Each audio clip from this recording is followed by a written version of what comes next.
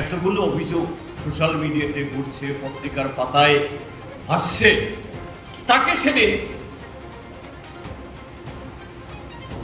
6 মাস আগে মনোজ কুমার নামে একজন IAS officer, direct IAS officer, যিনি চিফ সেক্রেটারি ছিলেন, তাকে 2 বছরের জন্য আনা হয়েছিল। তার 2 বছরের মেয়াদ সব মাসে ছাঁটাই করে দিয়ে ওই প্রদীপ কুমার চক্রবর্তীকে বসিয়ে দিল। অর্থাৎ আর কাউকে বিশ্বাসযোগ্য হচ্ছে না। শুধু এই জাতীয় দুর্নীতিবাজ কিছু লোক, তারাই থাকবে নির্বাচন কমিশনে, তারাই থাকবে চিফ মিনিস্টার অফিসে, তারাই থাকবে অর্থ দপ্তরে, তারাই থাকবে আরো গুরুত্বপূর্ণ দপ্তরগুলো।